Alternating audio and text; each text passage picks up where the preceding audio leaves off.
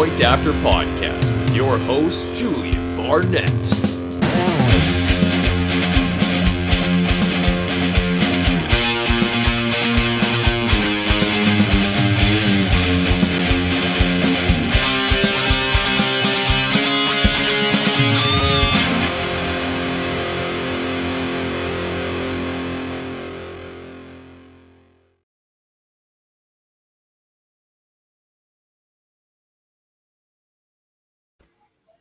Hey guys, welcome into the Point After Podcast, episode 75. I am your host, Julien Barnett, brought to you as always on the True North Podcast Network and sponsored by our friends over at Monkey Knife Fight. We have a absolutely outstanding episode planned for you today. We're going to be looking at some fantasy awards, naming an MVP for each of us, as well as a plethora of other awards. So going to be pretty exciting. And then the usual prop games that we'll be getting into at the end of the show. So looking forward to it. But before we get into any of that, let me introduce my co-host, Coach Craig. You can find him on Twitter at Coach Craig Sport. Coach, how you doing, buddy? Like I was telling you before the show, I'd be doing a little bit better if that Kansas game wasn't so ugly today. But it's hard to win when you're playing against the other team and the refs and you're not playing well. But it's one of the ugliest games I had to watch in a while. So, but you got through it, and now you're here, so it's okay. Yeah, I'm still alive. Awesome. Well, we may have another secret guest coming on. We will let you guys know if we do have one coming on to join us for these shows. But we're going to 5 minutes under wraps. 5 minutes. If they make it on, then awesome. If not, absolutely no pressure. We're just going to have a great show regardless. But yeah, we've got two games that are one game going on right now as we speak. Another game that went on earlier this afternoon. I just want to quickly touch on that game because a very questionable call by Vic Fangio with 4 minutes left in the game, down by 7 points, and they kicked a field goal against the Kansas City Chiefs. Is this the end of Vic Fangio in Denver? Was this his final move just to slam the door shut on any future career with them? Probably. I mean, he's probably going to get fired either way. So, I don't know if it was necessarily this. Might as well move, just go out on top and beat the Chiefs, right? Yeah, exactly. Right. I mean, what do you have to lose at that point? I mean, at least try and score, right? The box score doesn't really look any different when it's 24-28 versus 21-28 if you had given the ball to the Chiefs. So, I'm kind of in line with you there. But do you have any other thoughts on that game? I mean, he kind of fits into that mold of the guy that's a really good coordinator, not a good head coach. There's a lot of guys like that, and that's perfectly fine because there's not that many good head coaches out there. That's why we see them. That's why we see them constantly turn over and over and over again. So let's see. I'm going to look at this game real quick. I didn't watch the game myself, so let's see. Well, then that's fair. I was kind of in and out. I was doing a lot of stuff prepping for this show, and I just kind of had it on in the background. But I did, just make sure that I knew how it ended so that we could talk about it a little bit. But we don't need to Hartman had himself a day apparently. Pardon? Nicole Hartman had himself a day. He catches 103 yards there. Well, and Tyreek had the heel injury that he got in warm up, which I think the game plan. Sucks. They just kind of put Miko into that spot, and let him be that quick, speedy guy in this offense, and he was able to thrive. So, good day for him. But week 18, this isn't really doing a whole lot for any of our fantasy teams anyway, other than just some DFS slates and whatnot. So if you had Miko Hardman out there as a cheap flyer, congratulations, you hit. So how about Melvin Gordon out producing your boy Javonte? Melvin Gordon looked good today too. He's kind of been he's been one of these just like underrated guys all year where they've just really like split work, and you kind of take your pick. I feel like from a fantasy perspective, people have just been throwing both in lineups, and you're never really super upset. You've had a couple like big games, mostly I think on the Melvin Gordon side, if memory serves me correctly, where he's kind of won you a couple weeks or really outproduced what you were expecting him to, getting in the end zone a couple times or whatever. But today, a 47-yard touchdown run, that definitely will pump up the fantasy day a little bit. So good for him going out with a bang. I think he he's trying to show that he can still go and get himself a contract next year, and he can still be serviceable running back for some of these teams.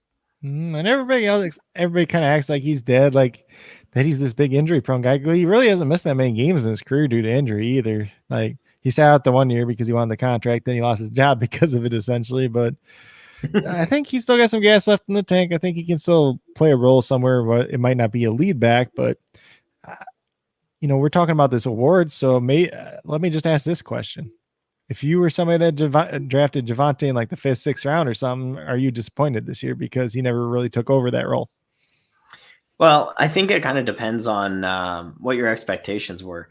Like I tend to, if I'm drafting a rookie running back, I tend to temper the first, 5 or 6 weeks at a minimum, just because they're, not fully integrated into the offense yet. And He froze up.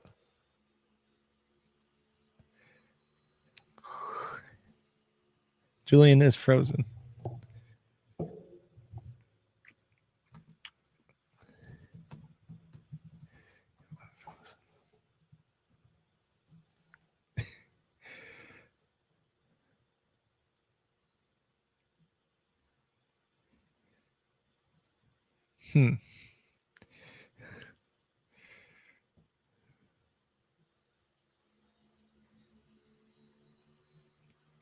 Julien. So it looks like Julien froze up on us, guys. Maybe.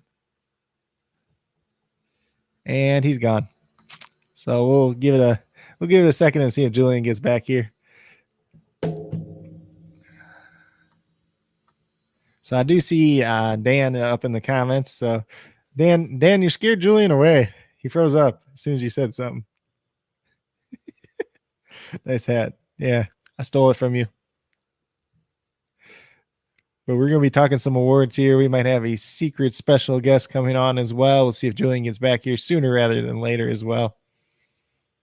Not the first time. Not the first time I stole your hat, or the first time Julien froze up and you scared him away. Coach, I'm back. There he is. Dan scared you away.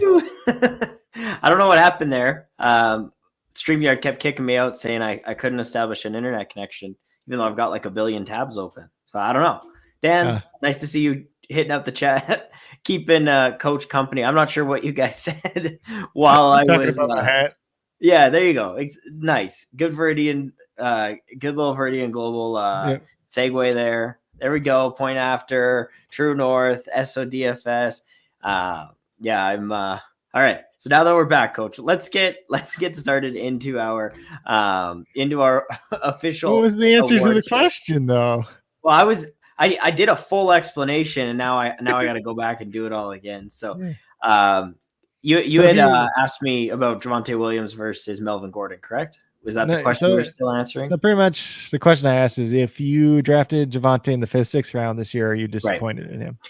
Right. And I think I draft a rookie running back with tempered expectations as to what I can actually expect for them. And so first 5 or 6 weeks, I know that I'm already not getting really any production generally out of those rookie running backs, and then they kind of take over towards the end of the season. So I did expect Javonte to take over from Melvin Gordon. He didn't. They really kept this a true timeshare 50-50 split, and that is disappointing. I don't think he really hurt your team if you drafted him there, but I don't think he really thrust you into fantasy championships either. So I think he was just kind of like a guy that if you picked the right weeks, you would probably pretty happy with the outcome. Nothing spectacular, but pretty excited. So I just want to take a second here, Coach, to introduce our special guest. We got Nate jumping on the show from the SODFS. We just got all of the Viridian gear, all over here.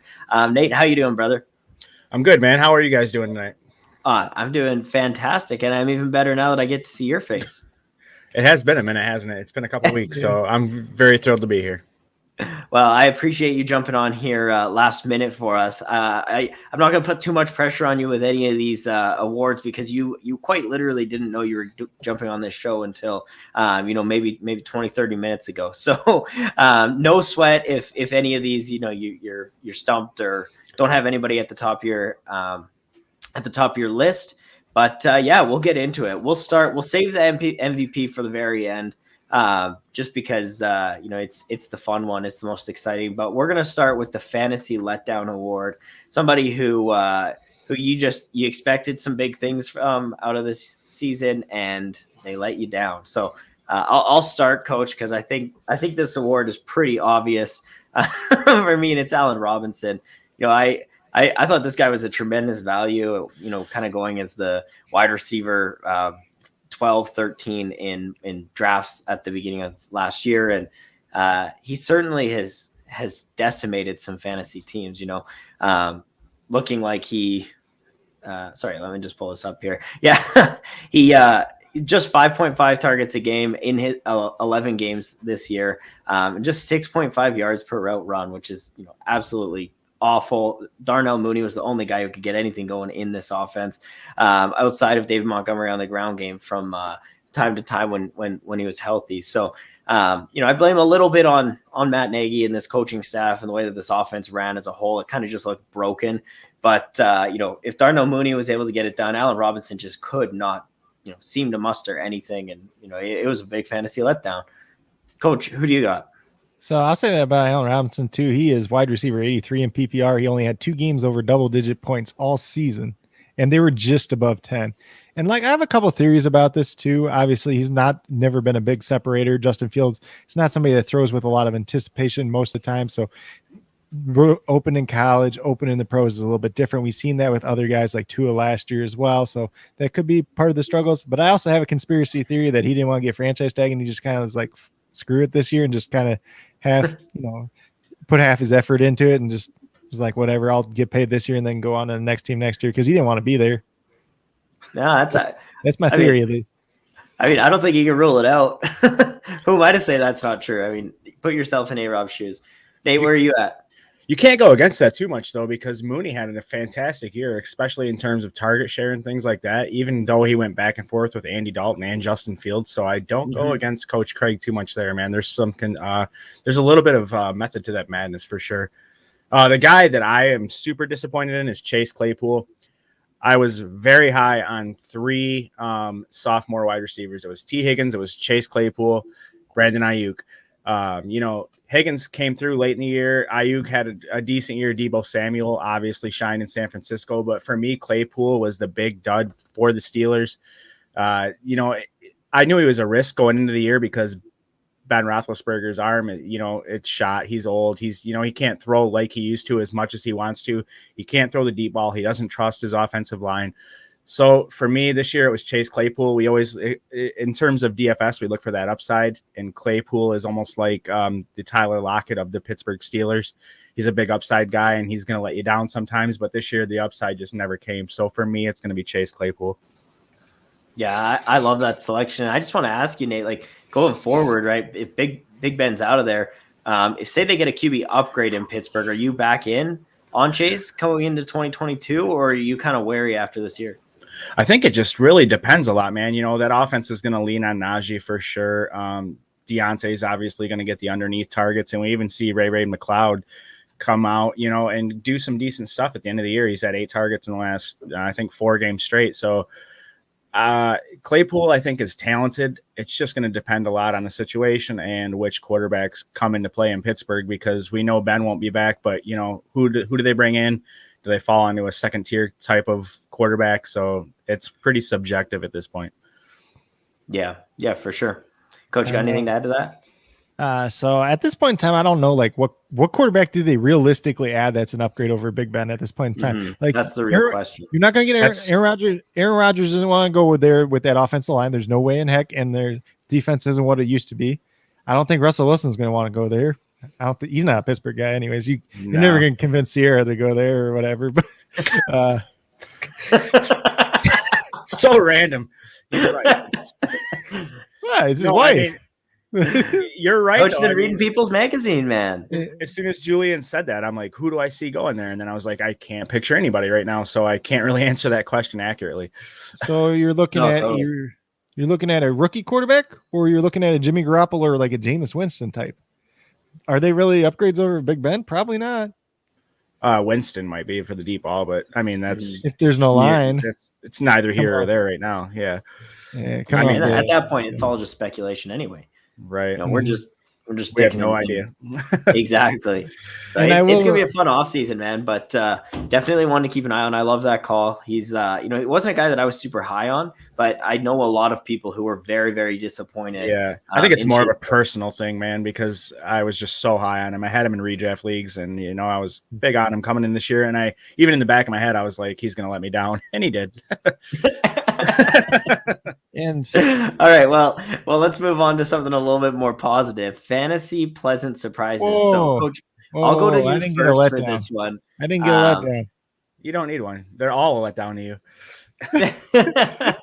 Hey, my letdown was somebody I wasn't drafting anyways. Is Saquon Barkley. He is running back 32 on the season. People are drafting him in the top 5 to 8 picks. Devontae Booker is 1.2 points behind him in PPR scoring, and he's his backup. And he's been more efficient than him. He's had more double-digit points games than Saquon did. If you take out weeks 2 or if you take out weeks 3 and 4, if you started Saquon Barkley any other week, he was not helping your team. Very fair. No, totally. Great call. I'm sorry, Coach. I realized as you started talking that I had skipped over your fantasy letdown. But as Nate said, everybody lets you down. So He's Pretty got much. high expectations for a lot of rookies. that's me, man. The rookie didn't even let me down that much. Yeah. Yeah, no, I know what you mean. Yeah, I feel you, buddy.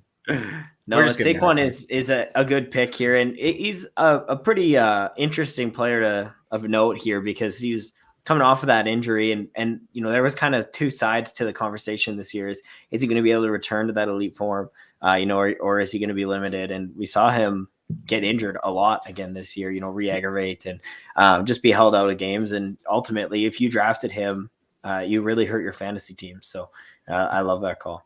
He showed some flashes though too with his short yardage, his receptions and things like that. It was very brief, but there was a lot of hope there with analysts. I think it was a lot of just guys hoping he could just, go back to the old Saquon. But the fact of the matter is he might not be that same guy no more. It's just hard in this offense too. I mean, I can't put it all on him. Yeah. But Yeah, that's very true. But Devontae Booker and Wayne Gallman have outperformed in the past 2 years behind the same crappy offensive line. That's a fair point. They've Not been more Wayne Gallman efficient than again. him. Wayne And Gallman. then That's always right. we're back on this, Nate. it's important to know what made Saquon Barkley as good as he was the years that he was good. He was getting the dump off passes there. He's not getting that outside of that New Orleans Saints game this year, and he had the big explosive plays. He hasn't had a run over 60 yards in over 2 years. Mm-hmm. So Yeah. Give you that. It could be Joe Judge too. Like, I think there's a lot of factors that are at play here, and I mean, yeah, and the utilizing the player you have around you as well. So do you The whole situation's just not good. is he on the Giants next year though? Like, it's the last year of his rookie contract, but I think there's a decent chance they end up trading him once they get a new GM in there after Dave Gettleman's gets fired. I'd like to see him somewhere else just me too. for my own personal pleasure, I think. Yeah. Yeah. I mean, just want to see the see. talent, like go to a place that can actually utilize him. Yeah, I mean, his prime's running out. He's not getting younger, so let's see him in an offense that can utilize his skills. Yeah, for sure. I think his I prime is agree. already gone. Hey, let's be optimistic. But He missed like 2 years of his prime, so it just gets pushed back. That's how it Right. works, right? Right, that's how it works. Dalvin Cook. It happened with Dalvin Cook, man. Didn't happen with Todd Gurley though. Yeah, that's fair. Yeah, well, That's a good point. we don't have to talk about Todd Gurley. That guy still doesn't have a job. And Adrian Oh, Peterson keeps of course getting not. signed. So For now. That is wild. all right, let's move on to fantasy pleasant surprises. This is pretty self-explanatory, but usually this will be like a guy who has vastly outperformed his ADP, or just somebody who you were kind of maybe just you'd kind of written off, and they came through and they pulled through for you. So for me, I'll start. Mine's Hunter Renfro. I was actually a pretty big fan of this kid coming into the year and over the past couple of years, but not as like, I liked him like Will likes Braxton Berrios. Like I was not super excited about Hunter Renfro as a fantasy asset, but like I like him as a player. He's a fun guy to watch. And I mean, albeit has gotten vast opportunity this year with the absence of Darren Waller, especially over the last 6 games or so. Hunter Renfro has come out. He's the wide receiver 11 on the season in half PPR leagues. Was drafted as the wide receiver 95 and 341st overall. So vastly outperforming that ADP. 7 total touchdowns on the defense, or on 7 total touchdowns on the year. Just came out and absolutely smashed that ADP. So Hunter Renfro, I think it's a guy who's going to be on or was on a lot of fantasy championships this year. And I know my playoff teams that made late pushes, he was definitely a big part of it, except for when he only put up 4 points in the semifinals, and I didn't make the finals, but we don't need to talk about that part. for the majority of the year he got you there, so thanks. That's my Hunter Renfro rant. Coach, where are you at? I got Cordero Patterson just because I don't think there's any expectations for this guy coming into the year. It's just like, oh, they signed $3 million kick returner. And then all of a sudden he's just got this massive career year. He's got these touchdowns. We saw, when he was out for 7 quarters, the Falcons couldn't even score a touchdown without him on the field being available. So he was a major part of their offense. We thought maybe that was going to be Calvin Ridley. We thought maybe it was going to be Kyle Pitts. Turns out it was Cordero Patterson. I love this call. When I saw you throw it in the show doc yesterday, Coach, I was like, oh, that's a real good one because seriously, you've seen this dude have a career basically as just an all-pro kick returner, and to see him actually weaponized for an offense and become that focal point, at 31 years old is pretty. It's pretty cool the way that they've been able to do that despite the offensive struggles for the Falcons. Nate, who do you got as your fantasy pleasant surprise? Yeah, real quick, I want to say Renfro's a great call. I expected nothing out of him coming into the year. When Darren Waller went down, he got them short yardage targets. He became Derek Carr's number 1 target. That's an excellent call. Cordero Patterson, I had him in my home league, picked him up off the waiver wire. He led me to the semifinals. I didn't quite make it, but he almost got me there. Also an excellent call. My guy's going to be James Conner. He was 26 years old coming into the year, signed with the Cardinals. They already had Chase Edmonds there. We didn't really know what Conner was going to be able to do. Would he get the goal line carries, things like that. But he ended up having like a career resurgence or even a career year, so to speak. He had them great one-handed catches when Edmonds was out. He had 16 touchdowns on the year. I think Conner, I don't think anybody expected this out of Conner. I don't think Conner expected it out of himself. And I think that his will and determination to prove that he was still a viable running back in the NFL is what led him to such a great year. He started the year as the RB 35, finishes the RB 8. So my guy is definitely James Conner. I've actually become a little bit of a fan, watching him throughout the year.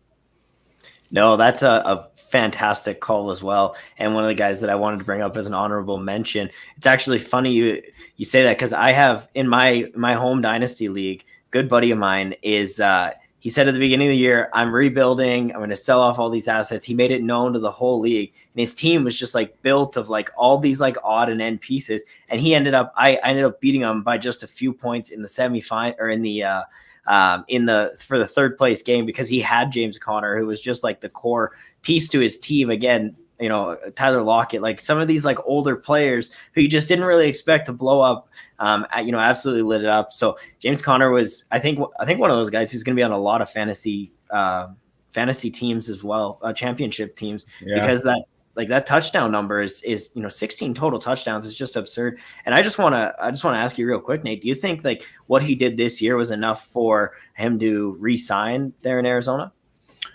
I think it is. I think they believe in Edmonds, but I think Conner proved himself this year.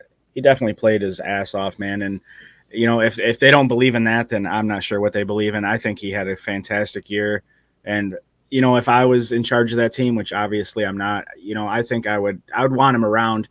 Might not be in a lead back role, but I'd want him on my team for sure. Yeah. Well, and what I thought was really interesting is a lot of people thought James Conner last season, was a really good red zone running back, when in actual fact, he's one of the worst in the league, by efficiency metrics. But this year it's completely flipped. Like the dude has been electric in the red zone, and his will too. Like you touched on it earlier, Nate, but like the dude, like just his drive to get better and to succeed just seems to be like powering through. And he's made some phenomenal plays this year. And so I think we might actually kind of get.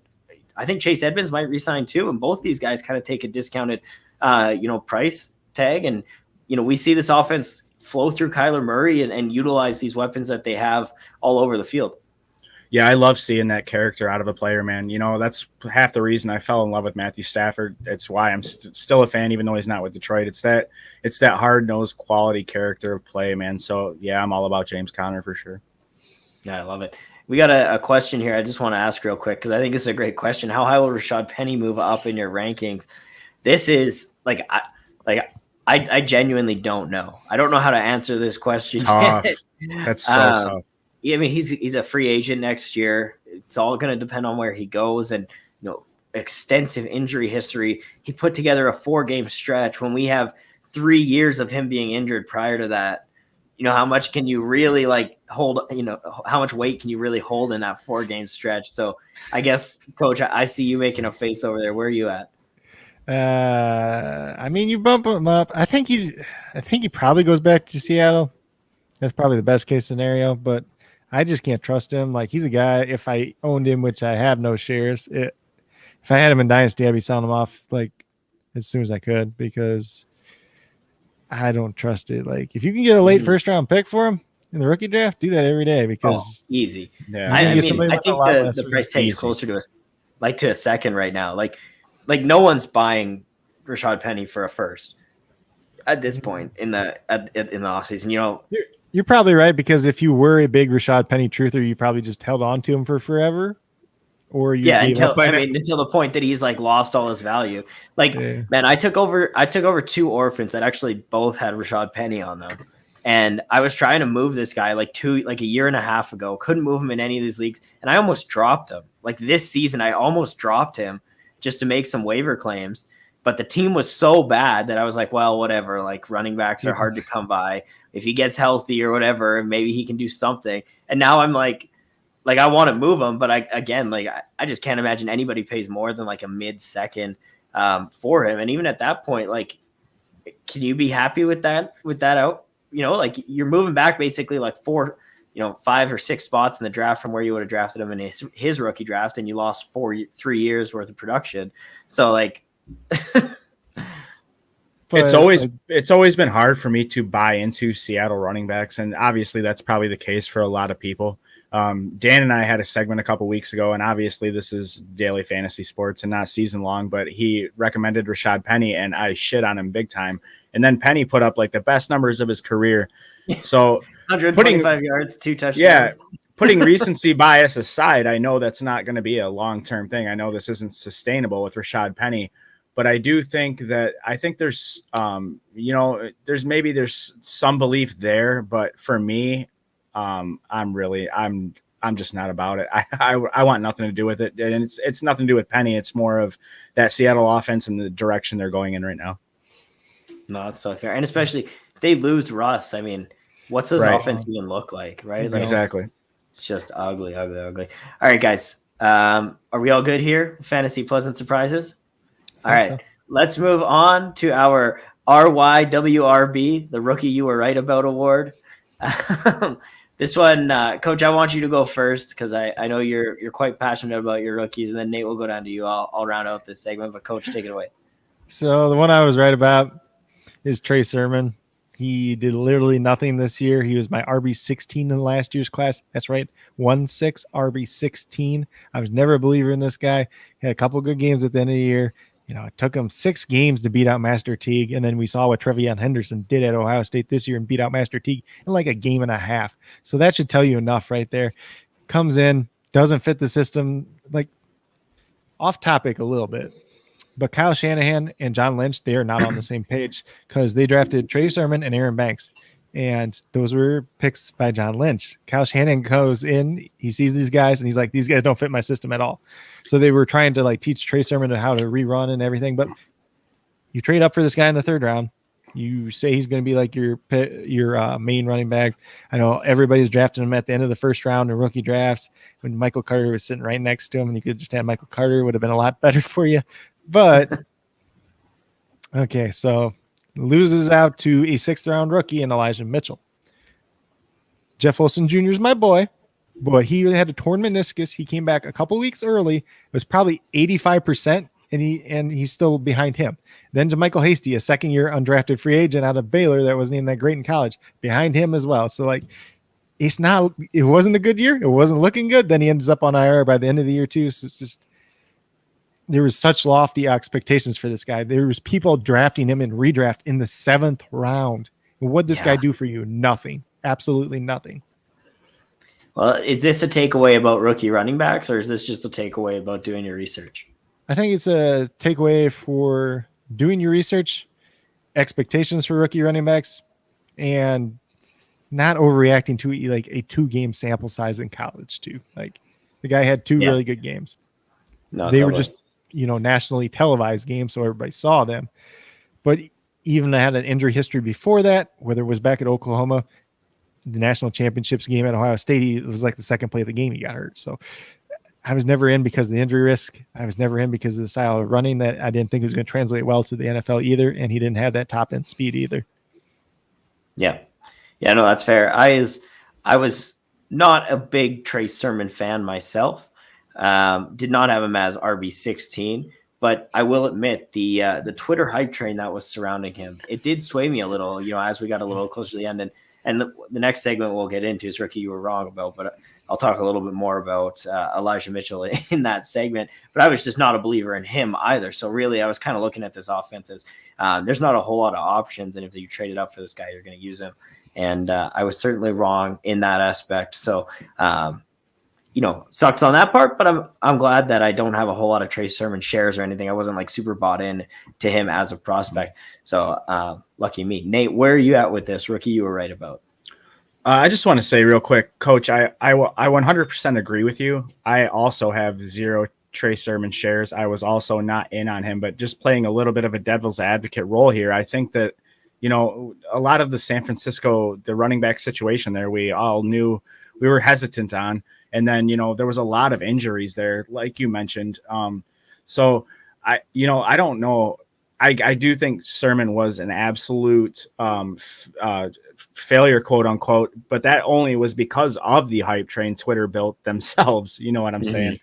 So I think that they manifested their own, downfall really with that situation. But I do agree with you. I am not a Trey Sermon guy. I have no Trey Sermon shares in 26 of my leagues. So I do agree with you. And even like what you're saying there real quick is just like the price tag, like when it got to be the back end of the first round, when it got to be like 7th round in best ball and rookie draft or in redraft. So he was undraftable for some of us. Yeah. Yeah, for sure. That's why I don't think any of us have any shares of Trey Sermon. I had like one in like a best ball league where I got him relatively late when people were thinking, Raheem Mostert's going to be the guy now. Which again, like, is something that was a thing at the beginning of the year. Think about that, Raheem Mostert, like being the guy was a thing. I heard everybody say at least one of them guys was going to be the guy. Yeah, no kidding. I mean, for Coach and it was always Jeff Wilson. So I'm a big Jeff. Coach knows I love Jeff Wilson as well. I had Jeff Wilson and Wayne Gallman. Then they cut Wayne Gallman on me. Like after he had a good preseason game too, it's just like what. To be fair, even including the injury, we can call Wilson a disappointment too, because even after he came back, he didn't do anything. He had like 2 good games. If somehow you were in the playoffs playing him in those games, 2 decent games, yeah. But for a guy that's coming off a major meniscal tear that came back 2-3 weeks early, playing 85%, he was good for that. No, I'm just trying to play devil's advocate. I'm just the guy in the comments. But compared to like normal, but compared to like a normal running back and all that stuff, like when you look at all the circumstances, he did well. But if you're just looking at him as a regular running back that you put in your lineup, you're probably not happy. Yeah, that's fair. 100% agreed. So the rookie I was right about, I'm going the opposite direction from you, Coach. Mine's going to be Amon-Ra St. Brown. I think Coach probably knew this coming in.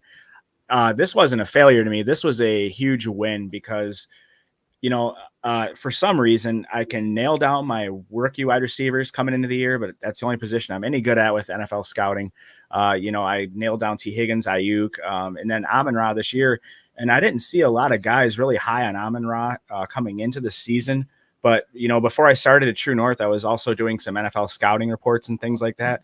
So I was doing a lot of wide receiver film research. And I watched Amon-Ra, and I was just blown away by his physicality, his ability to get separation, his love for football. And then, the year started off not great, but, Hawkinson was healthy, Swift was healthy, all these main targets for the Lions. And then as these guys started to fade away, Amon-Ra started to, come out and shine as the sun god. Over his last 5 games, he's had at least 8 targets in each game, as high as 10. He's had 4 touchdowns in 4 of the last 5 games. He's really started to shine, these last 5 weeks. And I don't think that this is a fluke. I think that even with these guys healthy back next year, and, the quarterback situation it kind of worries me because Goff is known to throw to his underneath guys. But I think Amon-Ra is here to stay. I am so happy. It has nothing to do with my call. It's just that I had the pleasure of, talking to him a little bit on Twitter and stuff, and he's a high quality character. He's a good dude, and I love seeing the success. And when he was drafted to the Lions, man, I was absolutely ecstatic. So there was no question about this. When I looked through the show sheet 30 minutes ago, who I wanted here, it was definitely Amon-Ra. I love that call. I remember preseason, Coach and I, we were doing a show actually where we did like a trivia about a bunch of rookies, and one of those rookies, I remember that, Amon-Ra St. Brown. And when I was doing research for that show was really when I fell in love with this kid. And you spoke about it. It was his character. It really stood out to me. And then you I don't know if you guys remember this, like early, like week 1, even preseason, Amon-Ra was, there was all these reports he's staying out after practice so that he can get extra reps. Yep. And he's doing this, and he's showing up as a leader in the locker room. And like, those are the types of things as a rookie that really, really, transcend your career. And, I actually, it's funny enough that you brought up Chase Claypool earlier, Nate, because a dynasty league trade in my Superflex Dynasty League actually went down today. It was Amon-Ra and a 2022 third for Chase Claypool. And it was 2 buddies of mine. And I'm actually on the Amon-Ra St. Brown side. Like, I like 100%. I like that side a lot more. And he was like bragging to me about buying Chase Claypool as like the super athlete. And, because when Swift and Hawk are back, like, he's just not going to get that target volume. And, I disagree. Like, I think he's built this rapport. I think you're right. He is here to stay. And, this is a guy that, fantasy managers, I think he's going to be undervalued in drafts next year. And you're going to be able to get, a PPR monster, probably in the 6th, 7th round of redraft leagues. So I'm all about it. That's a huge question for, I think, me and a lot of people, is where he goes in redraft next year. I think in Dynasty, obviously, he's going to be a little bit of more of an asset. But as far as that Claypool trade goes, I think there's a lot of questions because I think Goff will be back in Detroit. We know Big Ben won't be back in Pittsburgh. So there's quarterback situation, throws the whole thing up into the air a little bit. But I'm sticking with my gut, and I'm going with Amon-Ra because he hasn't proved me wrong yet.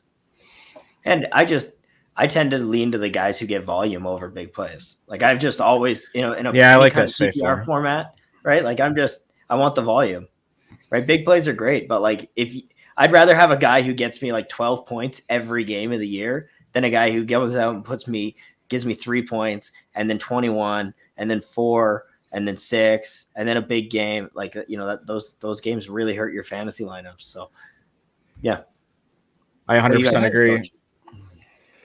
I just don't know how he lasted till the 4th round in the real life draft. Seriously. He was my wide receiver 7. You know how? 7. It's because of his brother. It's just not good. You might not be wrong. His brother has a lot of talent. His brother just is always hurt. And he can't catch the ball half the time. And he can't catch the ball like when in big moments. But Amon-Ra, like, the thing that really stood out to me when I watched his film initially was his body control. Yeah, I love it. I'm just in love with it. I can go on for hours. Well, and as a Lions fan, I'm sure it's even better. Well, what's fair is this started before, even Craig knows this. This started before he was drafted to Detroit. When he went to Detroit, I was just beside myself. Yeah. That's awesome. All right, and my rookie that I was right about, I actually kind of have two, and I can't decide on them here, so I'm just going to say on both because, haha, it's my show. So I've got Elijah Moore and Javonte Williams. I respectively have 5 and 6 shares of these guys. One league, I did trade a Javonte Williams share in week 13 for Jalen Waddle and a first, which I was happy with that. Sucks to let Javonte go, but I was happy to get that return back and have another pick in the first round. But anyways, Javonte was my clear RB2 coming into this season. And, I kind of had him toe in toe with Najee, with the caveat that Najee was going to be, this volume play, this guy who goes in and gets a bunch of volume immediately, whereas Javonte was not going to be that guy. But from a pure talent perspective, was all about him. We even saw him go out there, and he's such a hard-nosed runner. I comped him to, Marshawn Lynch in play style, just from the way that he plays. And he's come out and done exactly that this year in the opportunities that he's had. So I'm a big Javonte Williams fan. That's going to be the guy that I go with here. But I just want to give a shout out to Elijah Moore as well, as a guy I was really high on. And his points have come kind of fluky, kind of seemed to be in the right place at the right time multiple times throughout the year. But, put together a 7-game stretch from week 7 to 14 where he was the half PPR wide receiver 5. So that's not a fluke, regardless of whether he happened to be open or not during those times. And yeah, so I like both these guys. I've got a ton of them on several dynasty leagues that I have, and I'm pretty happy about it. You guys got anything to add there? I think with those two guys, it'll be real interesting to see what happens next year for both them, because both their situations should improve. Javonte, obviously Melvin Gordon's contract's done after this year. We'll see. My biggest worry with him is if they bring in like a pass catching specialist type of back, whether it's in the draft or in free agency, because that would limit his upside overall. And then Elijah Moore, I want to see what it looks like with him not having to be forced to play on the outside, because he really should not be on the outside. And that's kind of where he struggled. But, there was times where he did find success this year with the touchdowns, and albeit some of them were in broken coverage, but, you still got to get open at some point in time. Yeah. And I'll just say too, Zach Wilson has really come together down the stretch too. He's really starting to look like a competent NFL quarterback in the last 3 weeks. He's just made plays, I guess is what I'll say. I guess I'm comparing him to some other quarterbacks, Trevor Lawrence, who just have not done anything to raise any excitement, whereas Zach Wilson has at least been able to get it done on the ground, and with a completely decimated wide receiver core, still make it work, and turn Braxton Berrios into a milli maker. So yeah, go ahead, Coach. So let me ask you a question. No, the wide receivers that we're talking about Zach Wilson throwing to the last couple of weeks versus the wide receivers that Trevor Lawrence has had to throw to, and Marvin Jones, Laviska Shenault, and them. Who has the better wide receivers at this point in time? It's a wash. Yeah. Do I have to answer? But I think you still say Jacksonville has slightly better wide receivers than Braxton Berrios and Keelan Cole. Yeah. You mean with injuries, right, or who's healthy? Yeah, their rosters now. No, the last 3 weeks, essentially. Since Corey Davis and Elijah Moore went on AR, essentially. And Jamison Crowder. He's been out. He wasn't playing anyways, but yeah. I don't even want to choose. It's not. Both aren't good. Yeah. Nah. I'd say you're right. Jacksonville's probably slightly better. Slightly Marvin better. An experienced wide receiver in the NFL. He hasn't done much this year, though. No, he's okay. I cut him this year. I do want to touch real quick on Javonte. No, this is my home league redraft. Yeah, I do want to touch on Javonte real quick though, because he was my RB1 coming into the season, and I do realize that wasn't correct, but I did love Javonte a ton, and I just think that with him and Melvin Gordon constantly cannibalizing each other's production, that's tough. And I think the coaching staff is going to flip. I think obviously Teddy Bridgewater played absolutely crap football this year. As much as I did play him against coach's discretion, I think that we can almost take this year and just say, we don't know going into next year what's going to happen with Javonte. I think the talent's 1,000% there. I love this kid. But I'm excited for next year. I think he's only going to go up basically at this point. Even if they re-sign Melvin Gordon or something stupid, or they bring in the pass catching back the coach mentioned, I think he's still going to improve. I think he's still going to get more workload, in 2022. Yeah, I agree. He can't go down from a 50%. No. You know who would be fun? You know who would be fun to see with the Broncos with Javonte? Don't jinx him, dude. Michael Carter. No. Kyron Williams out of Notre Dame. He's kind of like a little scat pass catching back though. All right. I think they go veteran if they bring anybody in. Probably somebody slow and old.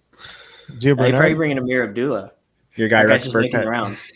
Oh, Rex Burkhead just signed an extension.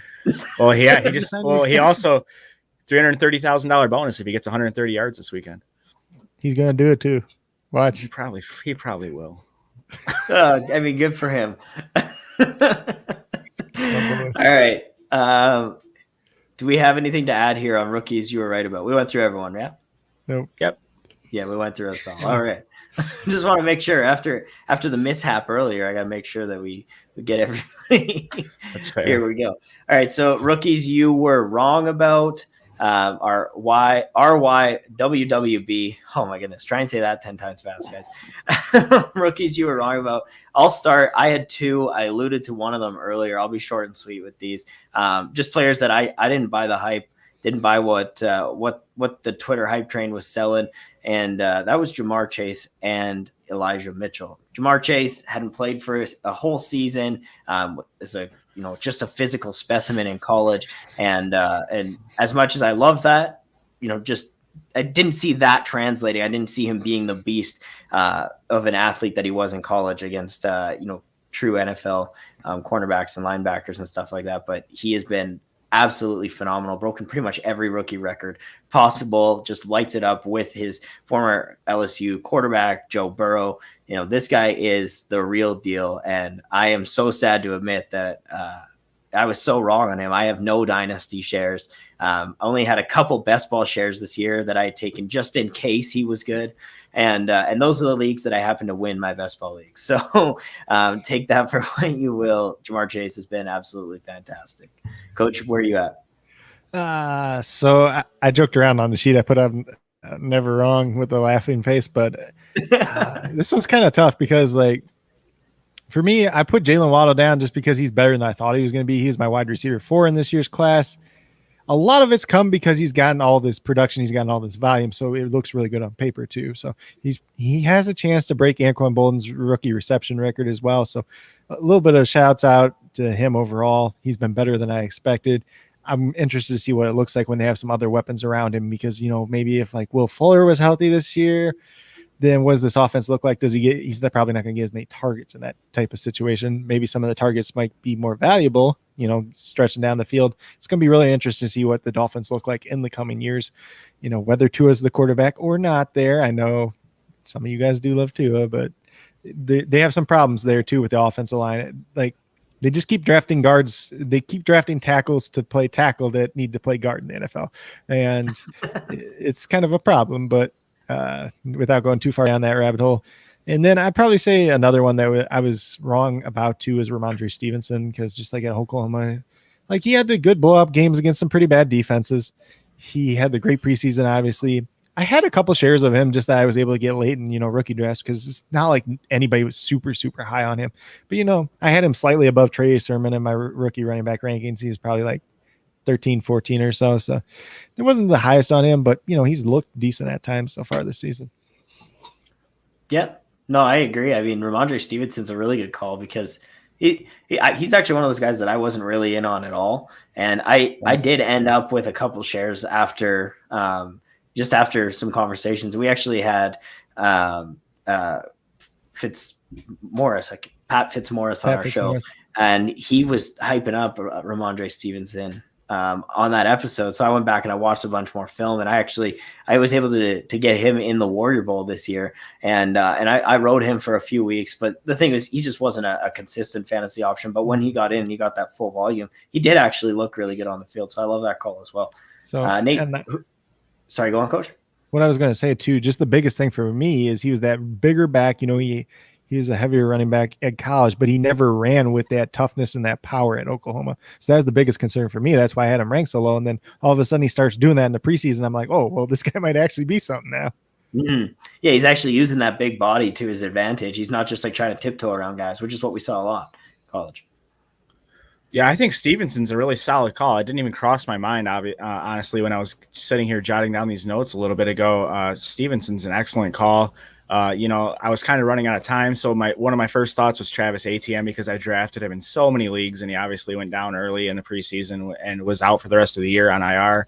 So that sucked. But the more I think about it, a guy that I wasn't, I didn't hate on him or anything, but it was Rondale Moore. I kind of thought his size wasn't there, and I thought maybe the Arizona, wide receiving core just wasn't going to allow him enough opportunity to shine. And while he didn't have an excellent year or anything, he did have a few weeks where he was able to show his talent. So I think mine would kind of be a mix of the Travis Etienne injury and how heavily I drafted him everywhere, and just like a little bit of the doubt I had on Rondale Moore in Arizona. Yeah, the Etienne one is so tough because like I wasn't super in on Travis Etienne, and so when the ACL or when the injury happened, it didn't affect me from a fantasy perspective a whole lot, except for the couple James Robinson shares that I had in other dynasty leagues. Yeah, and but as far as Etienne goes, it didn't really affect me, but this guy he's a hard one to judge in this segment because you can't really say you were wrong about him. I mean, he never really got a shot, right? Yeah. So it just sucks. You feel for the kid.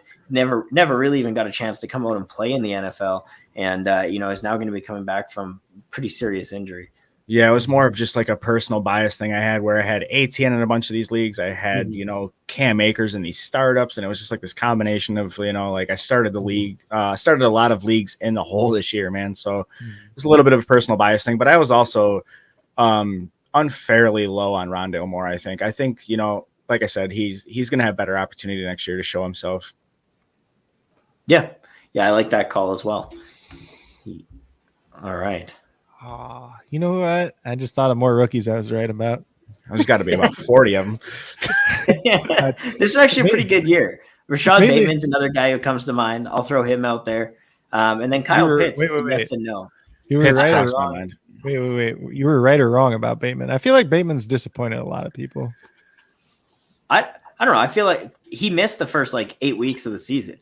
When he's been on the field, he's been a pretty productive wide receiver. He's been the most productive wide receiver on that team, outside of the considering not Marquise Brown's been way more productive at the beginning of the year. I mean, at the beginning, but not in the last, when him and Bateman were the first couple weeks, there's only been 1 week that Bateman was better than him, and it was when Huntley started and he got the 30 some yard towards the end of the game where he pushed off on the DB.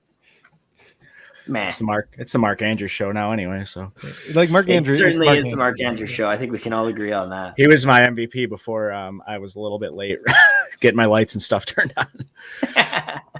Oh, no sweat. Well, that's and then I'll just throw Kyle Pitts out there as a guy that I was right yes and no about because I was pumped for this kid as a tight end in the NFL, and I said this guy's going to break the rookie tight end receiving record. But that being said, you don't feel like you were super excited to have Kyle Pitts on your team this year. So, growing pains.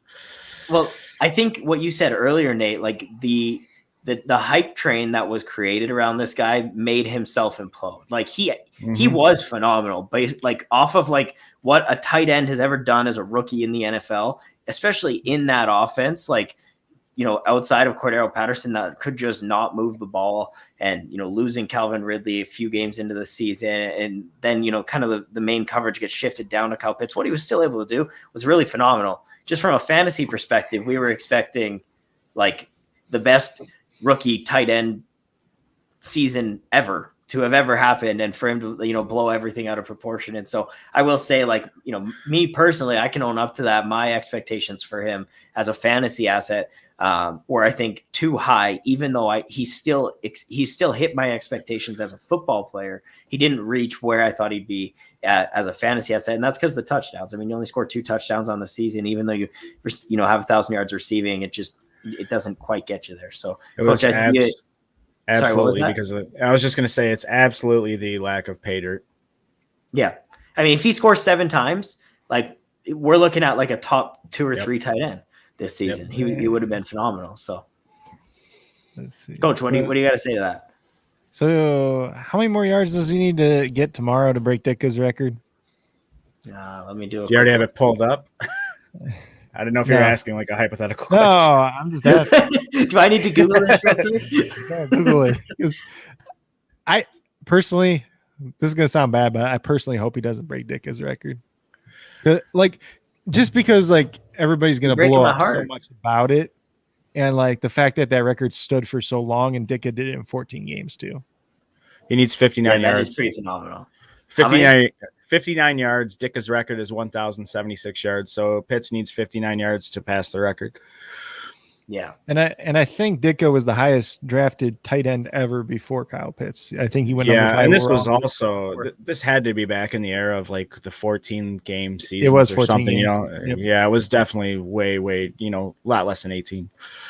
And it's when nobody used tight ends either. Like Mike Ditka literally changed. He literally changed the freaking game. Like I think that's true, man. He was the Pat Mahomes of his era. It was. That's a fair shout. Yeah, for sure. All right, guys. Now on to the final award of the night. We've got the MVP award. So I think there's a lot of people. I mean, not a lot. I think there's a short list of people who are all deserving of this award. I usually look for players who just absolutely like smash their ADP or who led you to the most championships. But I'm just gonna go out with the RB1 on the season, Jonathan Taylor. Just an absolute stud in fantasy this year. Was drafted as the running back 6 or 7, I believe. I'd have to fact check that. But came out and scored 16 touchdowns this year at 1,400 yards rushing on the ground. At 22.5 fantasy points per game. I mean, and what more do you want? This is as consistent as they possibly come. And I would venture that a lot of fantasy championship teams have Jonathan Taylor on them as well. He needs 266 yards to pass the 2,000 yard mark, and obviously that probably won't happen. But I wish it would. But it could. That's the crazy part. Is it could. I was a little shy on JT coming into the year because of the lack of the receiving capabilities with Nyheim Hines there, and he totally proved me wrong. So I could have put him somewhere else also. But that's JT. I didn't even look at the list and see who you guys had chosen. I even told Coach this before the show. I ended up selecting his guy that he's going to mention in a minute, but JT, I already knew that one of you guys had taken, but he's there's like, there's 2 like really clear top tier guys. And then I think there's like a couple guys that you could have honorable mentions. Yeah. I actually thought you guys had already covered this segment. And that's why I mentioned my guy earlier. Well, we were going to start with MVPs, but then we were like, well, if Nate comes, we want to have him here for the MVP. I'm glad you waited. It's the fun award. So we'll wait on it. We started on the rest of them. It's perfect. So tell us yours. You want me to do mine? Yeah, man. I mean, I've already said it. It's Mark Andrews. He didn't start the year off too hot. It was actually pretty disappointing the first half of the year. And then, kind of since even before Tyler Huntley took over, he started to show himself, proving himself more and more. And then Snoop Huntley takes over, and the last 7 games, he's had 69 targets. Andrews has been on absolute fire. I figured I would go with a different position than both of you guys. So I went with the tight end position. And I think Mark Andrews, as far as all tight ends go, I think he's surpassed Travis Kelce at this point. That could be a very bold statement, but Kelsey's aging a little bit. Andrews still on the the younger side of his prime. I love Mark Andrews this year, and hat tip to him for sure. Has he moved up to your tight end 1 in your dynasty ranks? I haven't finalized anything yet, but I'd say it's a 1-2 thing right now for sure. Yeah, I don't want to commit to anything just yet. No, I agree. I actually haven't even looked at my ranks since. I just do a couple updates throughout the year. I try not to get too crazy with it, and I haven't updated them yet, but just figured I'd poke around and see where you're at with that. I love the Mark Andrews call too, because at the tight end position, he was, he was still drafted as like one of these top 3 tight ends, but he was the last one out of the 3 that was drafted. And sometimes he's actually drafted as 4 or 5. Like I know a lot of people who drafted Hawk over him. I know a lot of people who were taking Darren Waller over him, and sometimes even Dallas Goedert you could see go over him. So from where he was drafted and what he was able to give your team, absolutely phenomenal production. Just that 69 targets over the last 7 games is absolutely crazy. Bonkers. It's bonkers, man. That's just crazy. Yeah. Well, and that just speaks to how good he is. Like this offense is orchestrating him touches because he's just so good once he gets the ball in his hands. Absolutely. So, Coach, the crazy stat about Mark Andrews too. He has 3 games this year under double-digit points in PPR scoring for a tight end. That's unbelievable. Travis Kelce only had 2 games like that last year, but that's pretty much on par with what Kelce did last year, which was record-setting for a tight end. Mm-hmm. Yeah, I think we've had the luxury of having Travis Kelce as the tight end 1 for so long that like that elite production, it almost just seems like it's possible. Like it's not something to marvel at when really like, we're looking at like a true elite breakout talent here. Yeah, we've seen the Chiefs kind of do a flip-flop. Their defense has come around into one of the best defenses in the league, and their offense has started to sputter a little bit, which we're not used to. Mm-hmm. For sure. All right, Coach, who's your MVP? Cooper Kupp. And it's pretty simple there. He's been the most consistent wide receiver throughout the year. He's put up monster games here and there too. The connection with Matthew Stafford's really been there all season. You can't say too much bad about him. He has 1 game on the entire season under 15 PPR points. Just 1 crazy. game. That's ridiculous. Like he's just a guy you put in your lineup every week and you don't even have to think twice about it. Like that's such a luxury. And the fact that you could draft him in the 5th round is just insane. Yeah, it is phenomenal. I mean, I love the Cooper Kupp call. He would have been my MVP if it wasn't JT. And I just have to fess up. Like I hurt myself in fantasy this year by drafting Robert Woods over Cooper Kupp. And while Robert Woods was a good wide receiver when he played, he was actually top 12 wide receiver PPR formats while he was on the field because he was getting a lot of that red zone work. Cooper Kupp has just been this like consistent, just target monster. And like his just routes are so shifty. He's so much fun to watch. He's got that rapport with Matt Stafford. And I remember 2 years ago when Cooper Kupp had his wide receiver 4 overall finish, I was on the other end saying, like he scored a lot of touchdowns, a lot of garbage time points down the stretch. I'm not buying in. He's already 26 years old. Like all of these narratives that were, the reasons not to buy into Cooper Kupp, and now it's coming back to bite me. So this is giving me a way to revise my fantasy fandom. See, that's the exact same reasons I was in on Cooper Kupp this year is because he scored all these touchdowns 2 years ago with Jared Goff. He was actually the wide receiver 2 that year through like the first 9 games of the season. And then like he kind of wore down because he was coming back off that ACL surgery, which some guys do wear down after like the year after, because it usually takes like 1.5 to 2 years to really fully be back from that. So that's kind of why I was in, but I didn't even expect like this good because he wasn't just being used like short intermediate like he was with Jared Goff. He was being used down the field as well. Yeah, for sure. So I love that call. I'm happy for the guy as well. Hell yeah.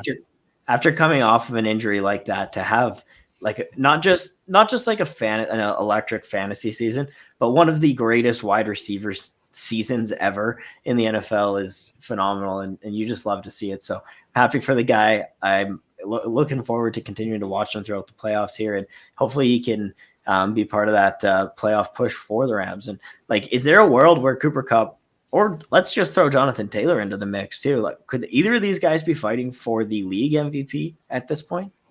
Absolutely. I do. I think so. I think it's as much of an hard at this argument. point, but yeah. The thing is, like, usually it goes to a quarterback because it goes to a quarterback. But I mean, like, outside of Aaron Rodgers and Tom Brady, who I feel like are just like shoo-ins because of who they are, they're elite players in the NFL.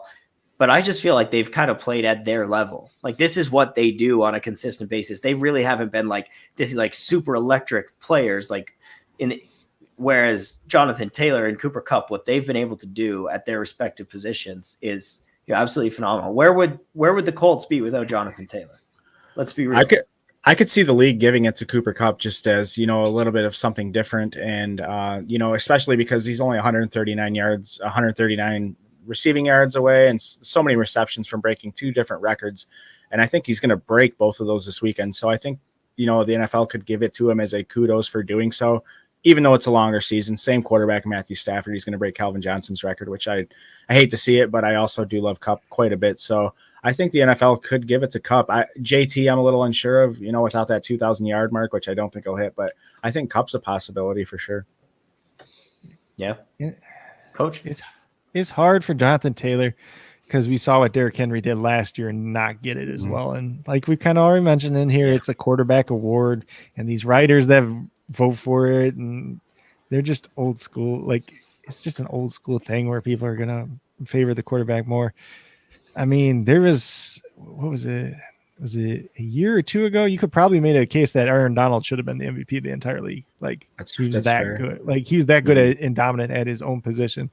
So, and like, even kind of when you look at it in the context of awards, so most valuable player, like you mentioned, like, where would the Colts be without Jonathan Taylor? So, but where would the Bucks be? Like, well, like, I don't know. Like, when you look at, if Tom Brady's not on the Bucks, but are you just putting their direct backup on it, or are you just putting a league average quarterback on that team too? Like, you kind of get into a debate with that too. For sure. Like Jameis Winston. Yeah. But like, yeah, or like, say you did the Packers and you don't have Aaron Rodgers, but you have Jimmy Garoppolo there or something, for example. Like, are they, like, that's kind of where you get into the heavy debates. So at one point it comes down to like a quarterback. It kind of ends up being that quarterback award. I don't think we've seen anybody win the MVP that was a non-quarterback since Adrian Peterson, if I am correct. And I think that was the year he came back from his torn ACL too. It was. Yep. Yep. And that's the year he was almost breaking Eric Dickerson's rushing record. Wowza. Yeah. Came out against the Lions and wrecked him. Very much remember. Yeah. Nate knows those days well. He does. All right. Well, thank you both for participating in the TPA Awards night. I really appreciate it. Before we get out of here, I do want to do just one. I want to do a touchdown dance, and if you guys are feeling up for it, I think we should We should still try and get to our Sunday nighter. We just won't take too much time here, so I'm just gonna pull up the touchdown dance from Monkey Knife Fight. But first, I'm gonna take a quick word from them as our sponsors. If you want the best DFS player prop games in the industry, jump onto Monkey Knife Fight. Monkey Knife Fight is sweeping the nation right now, and we at True North are proud to be doing it along with them. They've got games for all sports and skill levels that are sure to keep you on the edge of your seat, with endless opportunity to watch your winnings pile up. With our promo code TNFF, Monkey Knife Fight will match your first deposit up to $50. So sign up now with our promo code and you can get up to $50 of free money to start making some bank. Again, that's monkeyknifefight.com, and the promo code is TNFF at your first deposit to start playing today.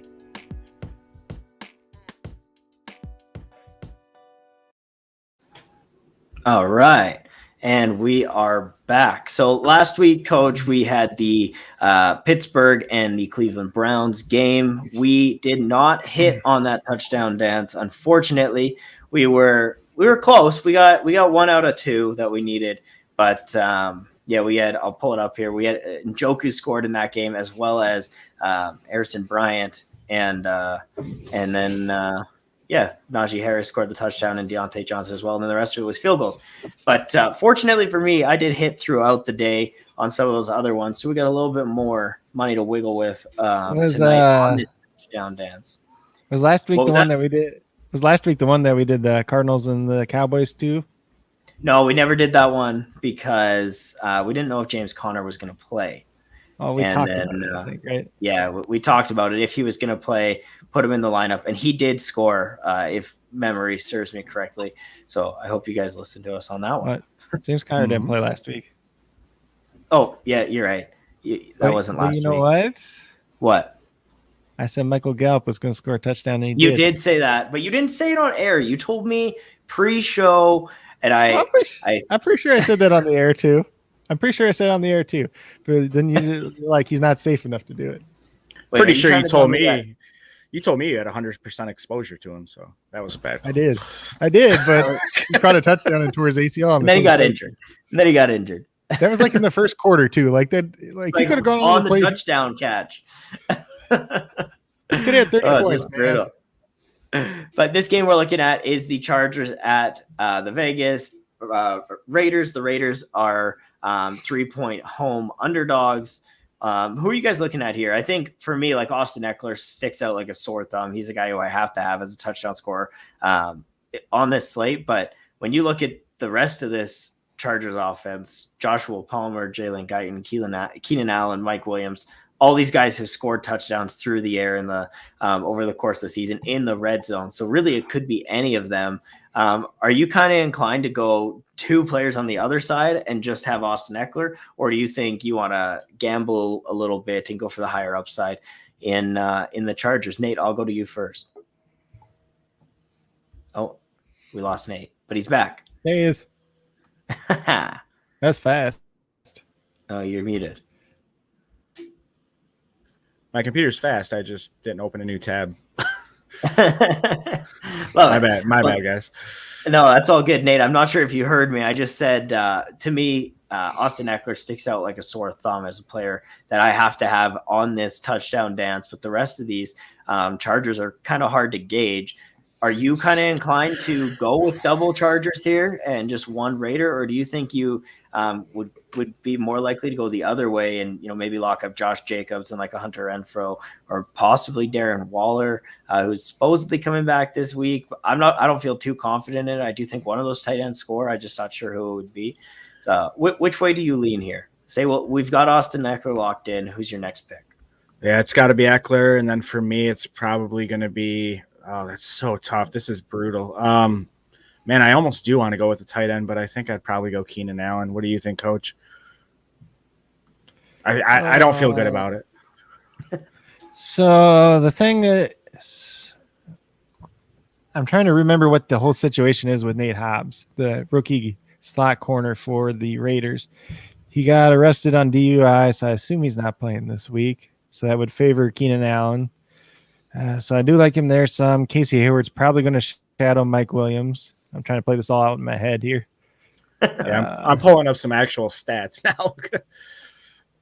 Hey, I know a lot of this off the top of my head too, but let me look into the Nate Hobbs situation. But I think Keenan Allen's definitely an interesting one if Nate Hobbs is obviously not playing because of this whole DUI thing, which he passed out on his car at like 4 a.m. on an off ramp. Can't do that. Not a good look for the Raiders. Yeah, I didn't even know about that, to be honest. Yeah, neither did I. Let me see. Status for. I am looking here. It says the Raiders haven't taken any action against Hobbs and appear they will take a wait and see approach. Okay. Does that mean he's going to play? I guess that means he's going to play. It doesn't say he's not playing. I don't see any articles saying he isn't, but that's kind of weird. Well, I will say, I'll add here, on the Vegas side of the ball, I do like Josh Jacobs, even if we are going with just one touchdown score. Are you worried about him not playing with his rib injury? I was just going to say, so that's kind of the caveat is keep yourself posted on what's going on this situation. If he plays, he tends to have a nose for the end zone when they get down there. So I kind of like him, even if he gets in there to punch it in. Like we've seen him have multiple touchdown games this season. But if he's not on the field, who is it for you guys? We have to pick one Raider here. So is it Hunter Renfro? I think I like Renfro. I like Renfro a lot. I just, the touchdown upside's not there, but when he's got that much opportunity, a touchdown could happen at any time. So. Well, he did score last week, and he almost had two. He had the one that was called back. True. The 30-yard touchdown at the end of the game. So, I think the opportunity is there, but the question is how many times can this lightning continue to strike, right? But if you don't have Josh Jacobs and you get down to the red zone, you're going to go to your shifty wide receiver who's really good at getting open in tight spaces. So it's kind of where I lean. And even if Waller is healthy, he's not the biggest touchdown red zone machine guy. You No. think he would be with being this big athletic tight end, but they've never really used him in that type of role, at least like so far in his career. Yeah, no, I agree. He's not. That's just not what Darren Waller does really well. He's just a really Like big he body should be guy able to who- do it, but Mhm. they just haven't used him that way. I say go Renfro. Yeah. All right. Well, let's lock it in, and then I kind of like the Keenan Allen call. I think it comes down to Keenan or Mike Williams, and you just got to flip a coin. Really, one of these guys is likely going to score. It's tough to say which one it's going to be. I think Austin Eckler has a good chance to score twice. Yeah, me too. So that's like really what you're banking on is Austin Eckler hitting the pay dirt twice for you, and then one of these other guys getting in the end zone. I usually like to go with 3 total touchdowns, especially when we have a little bit more to play with. So we'll go with Keenan, and we'll go 3 total touchdowns, $20 buy-in. Hopefully that'll pay us out $80, and yeah, we'll make some bank. Let's go ahead and lock that in. Whoa. Boom. I might actually like Mike Williams better now. Well, you know what, Coach? You didn't speak your mind. I'm looking at the injury report more, and Kesey Hayward popped up with an ankle injury on Friday or today, I guess. Yeah, well, if I'm not mistaken, Keenan did score last week, correct? I think he did. Maybe. I don't know, to be honest. I don't want to say wrong. Well, that's all right. Then. All right, let's go ahead and move on. I don't mean to rush us, but I mean to rush us because we try to stick around an hour. Sometimes we get a little crazy. But let's move into our contest over on DraftKings. So I just entered us again. Pretty much all the ones we do here, Nate, are just large GPPs on these Sunday nighters. So we try to get a little contrarian. Hopefully, just try and get something that's going to hit. Get a little freaky with it. Have a little fun, and yeah. So with that being said, is there anybody that stands out to you in the captain spot? Eckler is the highest priced player on this slate. Justin Herbert just slightly behind him. But which one of these guys stands out to you? This is the Sunday night only slate, correct? Yep. Yep. Okay. Yep. I'm just getting it pulled up real quick. Yeah, no Chargers, worries. Captain Raiders. Showdown. This particular one is the NFL Showdown 40K first down. $1 entry. Oh man, so these prices are tough. They're terrible. A little wild. Well, we got Coach's guy Mike Williams, who his regular price way down there at $7,200. Throw him in the captain for what was that? I got it. You don't All like right, my answer. You're not gonna like my answer though. What's that? Let's hear it. Probably because it's only half serious. Daniel Carlson, the kicker. I don't hate that because I don't like the slate. Mike Williams Mike Williams last time he played Vegas had 1 catch on 4 targets. I mean, that you can't go completely off of that, but you also can't ignore it. You can't, yeah, for sure. Okay, well, let's just see what happens if we do. We could On also slates go with on slates like this, you have to do crazy stuff because that, 9 times out of 10, you're going to see these guys that win these slates that are extremely tough. They're going to play like something ridiculous, like both defenses and a kicker, and some just some weird stuff. And it happens a lot if you go back and look at who wins. I got it. Okay, hit me Again? Coach. You got it again? No. I just made a lineup on my phone real quick with Daniel Carlson, the kicker. I'm like, so I put Carlson in the captain spot, then Darren Waller, Derek Carr, Hunter Renfro, Justin Herbert, and Jared Cook. That actually fits, and that doesn't look terrible. All right. I don't mind that. Except Cook's a little weird, but I don't mind it. Well, I had I'm $5,900 kind of the left other over. way. He's like the only one that fit, and it's not a bad matchup for him by any means. I just don't love Waller coming off the injury. I think that's my big worry. Like I'd rather pay down and have Hunter Renfro than Darren Waller. So I think that's kind of where I lean with that. But if we were to do both those guys, Hunter Renfro, I had both, and you had Waller in there, correct? Yeah. Yeah.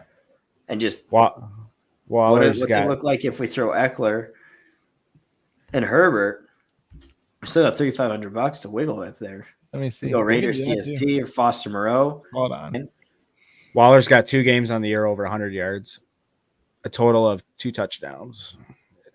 So yeah, he could be coming back extremely healthy and could be the healthiest guy in the field. There's no doubt about that. But I think his ownership probably could be a little bit ridiculous. Well, what about Desean Jackson? I mean, down here at $1,400, that kind of seems like a value to me. Nah. Big I think potential. If you're in like the Millie Maker or something where you've got to differentiate yourself drastically, I don't mind it. But I almost thinking a lot of these times in these showdown slates, I'll avoid quarterbacks, especially at the captain spot. But I almost don't mind a quarterback at a captain here, and that's rare for me. All right, well, let's see what happens if we just fiddle around with it a little bit. Coach, if you had to pick a quarterback, which one would it be? Would it be Herbert? Probably, because it's a better matchup for him. Because, God, it just depends if Josh Jacobs plays. Like, I think he has to play, or I think he will. I have this. What I'm afraid of is Josh Jacobs ends up playing in this game. He re-injures his ribs, and then if you play him, you're screwed. Yeah, you would be screwed, yeah. God. You know who looks really tempting down at the bottom is Jalen Richard for $200. Yeah, especially if the Raiders. Especially if the Raiders get behind early in this game. Getting Dan Brown crazy on me. The pass catching back anyways. So. Well, and even if he catches 2 passes, like he's already paid off his ADP or his price tag here. His price tag, yeah. But in theory, let's just say Josh Jacobs is in the game. He's playing with bad ribs right now. He goes out, he gets re-injured. So then you're down to Peyton Barber and Jalen Richard. Peyton Barber, he's good for running about 2 yards up the middle and falling down. If they're down, he did have a 100-yard game this year, though.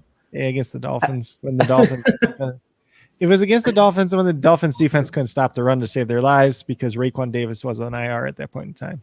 Then you had Raekwon Davis come back off IR, a 6'6", 330-pound monster in the middle.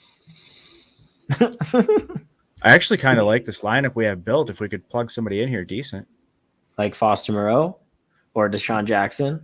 I mean, Moreau's barely in play if Waller's out. If it came down to that, I'd probably go to Desean Jackson for the upside, especially if you're in like one of them $1 entries or something. I don't know exactly what this one is, but I mean, if you're in like a single entry, you don't have to get so much of the variance there. You can go, a little bit more reliable. But if you're in a large field, entry GPP, then you're going to want something that's going to. Well, how much money do you have left over? 1,300 right now. Can we get Daniel Carlson in this lineup somehow? Well, I love kickers, so you'll never hear me say no. You already know Daniel Carlson's like one of my top 2 favorite kickers. Him and Joey Sly, but Joey Sly is just Joey Sly is because that dude is ripped and like he just kicks the crap. Like he had a kickoff earlier this year. He kicked like probably 15 rows up into the stands. Yeah. That's just ridiculous when you think about it. Yeah, that's crazy, man. You're the one that turned me on to him. After that, I started kind of following what he was doing. Yeah, he's just he's not very accurate, but he's like he could. But he can kick it far. Yeah, like he could make an 80-yard field goal if he could kick it straight. You guys want to hear my prized possession of the kicking world? Absolutely. In my senior year, in my my championship run, we were in the semifinals game. I hit a 42-yard field goal to make it a 9-point lead. I was pretty pumped. No shit. That's awesome. Wait. You were a kicker? I know. I didn't know this at all. I was a kick. I mean, it wasn't the only position I played. I played every position, but I was also our kicker because I played soccer growing up and no one else could kick on our team. But I wasn't great. I mean, one time I punted the ball and it went straight up and then the wind pushed it backwards and it went -3 yards. Pat McAfee will tell you those are 2 different positions. They certainly are. I mean, drop kicking was a lot harder than place kicking. I'll tell you that right now. I couldn't do either. I played soccer. I couldn't do either of them. Yeah, I played soccer.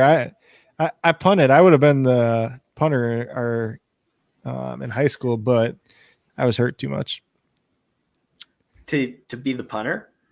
You were hurt too much to punt? Hold your groin every game. My freshman year of high school, I had a deep bone bruise in my foot, so I was in a walking boot for like 6 weeks. Oh, so it's kind of hard to punt like that. And it's hard when you only get you only have 4 years of high school. So you got to take advantage of those times. You spend Coach, did you said Peyton Barber earlier, right? He's 1,000. Yeah, well, there's nothing wrong with leaving money on your cap because I don't hate that. nobody else does that, and that's how you get different. No. There's been NASCAR lineups where I've won a large amount of money, leaving almost a third of my cap available. Really? But you know why that is, though, right? Because nobody else does it. Well, it's because when these people use these optimizers, the ones that do all the mass spends every dollar. They put a cap on it and it says they use 95% or something. So if you go any lower than that, then you're automatically different. Yep. And this is the type of game where if you don't get different, I promise you're not going to make any money. Yeah, I agree. And I think the four core pieces here, Derek Carr, Hunter Renfro, Austin Eckler, and Justin Herbert are all very reliable options here. Yeah. So, you've got a safe floor out of those guys. We get a couple field goals here, and if Peyton Barber does get in, right, say Josh Jacobs becomes a late game scratcher, or he does play and he gets banged up and Peyton Barber is the guy. I don't hate it. Certainly don't hate it. And I think we're always trying to get contrarian with these lineups, these large GPPs on this show. So, why not go ahead and get a little freaky with it? Yeah, this is definitely a good large entry GPP build for sure. Yeah, I love it. Let's go ahead and update that. And I'll just say, too, to anyone listening, make sure you guys go and get into the KFC free contest. Coach turned me on to these a little bit back in the beginning of the season. But there's a lot of these free contests that pop up. Once you see them, just get in there. Make sure you reserve your entry. You don't even have to build your lineup right away, but just get that saved so that you can make some free money. But yeah, thank you guys so much. This has been an absolutely fantastic and jam-packed show. I can't believe it's been an hour and a half, and we've been talking about fantasy awards and playing some games and all this fun stuff. So Nate, thank you so much for joining us on this Saturday night. I seriously can't thank you enough for taking the time to come and hang out with a couple of people a little bit more north of you. Yeah, I always like to hang out with you guys. I apologize I wasn't here on time. It was, it was a little bit of a late notice, but I did my best to, put some pants on, do some notes real quick, and you didn't even need to do that. I can see your shirt. I don't have pants on. That's because Viridian Global doesn't make pants. That's right. we need some Viridian sweats, boy. Yeah. Someone talk to Will. But with that, just give the people all the information they need to find you and what you're kind of working on. I know you got a lot of stuff in the works. I have a tremendous amount of things going on. My biggest thing is I want you guys to go and just watch, the week 18 episode of SODFS from last night. It's on the True North Fantasy Football YouTube. You're already halfway there. Go back a page or two. Just watch the show. We would appreciate that a ton. Give us a thumbs up. If you can find us on Apple Podcast or Spotify, a 5-star review would be a great late Christmas present for us. Besides that, I'm at Team Riser Fall doing NASCAR DFS. I'm doing some editing, obviously at True North, at Triple Play Fantasy. And I got some sports me stuff going on over there too with Coach Craig. So I appreciate you guys having me on very much. I'm always down to hang out. Always, always, always. I love you guys. Well, the pleasure is all ours, Nate. Thank you so much. And I will have to take you up on that moving into the offseason here because we're going to have a lot of content pumping out. The offseason is the best time to talk about all the things that happened in the previous season. So, absolutely. With that, Coach, thanks again for another fantastic show. Tell the people where they can find you and what you got going on. What don't I have going on at this point anymore? So could be on more. Twitter, Coach. What? So there could be more coming up. Could be more coming up. Just wait. So you can find me on Twitter at Coach Craig Sport. You can find me on YouTube at Coach Craig Sports. Right now, it's just mainly NBA DFS going on right now since fantasy football is kind of done. Going to start doing some draft prospect research, watching film, taking notes, grading film. If you want more access to that, that's all on my Patreon as well, patreon.com/Coach Craig Sports. You can find that there. You can find the snap count spreadsheets there. You can find the matchup sheets that I've been doing as well throughout the season for fantasy season. So a lot of different resources over there. Trying to remember what else. You get my personal rankings for every week during the regular season or during the fantasy season as well. Probably start doing some more DFS stuff with that as well. Maybe some stuff into NBA DFS. You can also check me out on SportsMe, like Nate already mentioned. Coach Craig Sports on there as well. If you want to talk some football, some fantasy football, some DFS, whether it's DFS for NFL, NBA, you just want to talk anything about sports, you want to talk the baseball lockout, anything you want to talk about, I'm there and we can talk about it. So trying to remember what else is going on. So I'm doing some stuff with Super Draft as well. So if you're not on Super Draft already, it's a great new DFS platform, kind of new at least, let's put it that way. But they use multipliers instead of salaries. If you're interested in that, get a hold of me. There's a lot of different ways that you can take advantage of this. It's a smaller DFS platform at this point in time. So some of these contests, they're guaranteed and they don't fill. So you have a better chance of winning. You can they have a Super Draft Pro, what they call, which is a subscription based. That's what I'm on. It's, without going too far down the details, I'm up over $400 in the first 10 days of the month, just doing that, just entering those exclusive contests. So a lot of stuff out there. What? I said money. Yeah. Money is money. Making some money. Yep. It's always fun when you're playing 3 different DFS sites plus prize picks every day. So definitely check that out. Definitely check my content out over there. We're doing a little bit of a show too as well. JC Money Design and myself doing some Super Draft basketball, just talking every day before the slate as well. Nice. I didn't know Well, that. definitely go check it out at his YouTube page, Coach Craig Sports. You can find me on Twitter at @ThePointAfterFF as usual. Make sure you check out the website, TrueNorthFFB.com, and the all of the articles and videos that we got dropping over there. We're going to have a bunch of content coming this off season, so super excited about it. Thank you guys so much again for this evening.